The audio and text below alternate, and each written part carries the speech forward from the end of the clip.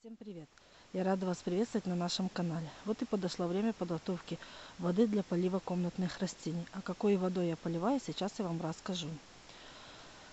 Поливая комнатные растения, мы задумаемся, а чем же лучше поливать.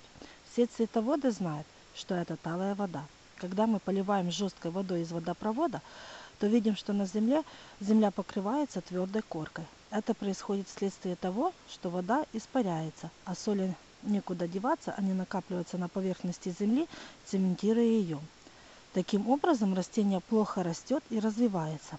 Если растение поливать мягкой водой, то земля встает мягкой, воздухопроницаемой и обладает невидимым биоактивностью. Дело в том, что при замораживании структура воды исправляется, очищается от всех отрицательных энергий и благотворно влияет на развитие вашего растения. Поэтому рекомендуется поливать растения талой водой, а также поливать рассаду. Еще рекомендуется при посеве семян замачивать семена в талой воде. Тогда ваши всходы будут хорошими и растения будут крепкими. Также вы знаете, что рекомендовано пить талую воду. Например, замораживаем литр воды.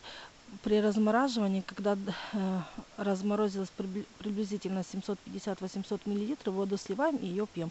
Остальную же воду размораживаем до конца, нагреваем до комнатной температуры и поливаем ваши вазоны. Если же в зимний период хорошо топить снег, да, но если вы, конечно, живете в сельской местности. Если же вы живете в городе или в пригороде, ваш снег очень грязный, и в склад него сходит вся таблица Менделеева. И поэтому в таком случае рекомендовано просто замораживать обыкновенную кранную воду. Если же вы будете поливать свои растения талой водой, ваши растения будут развиваться хорошо, расти и будут вас радовать своим цветением. Я рада вас была видеть на своем канале. Подписывайтесь, оставляйте лайки и до новых встреч!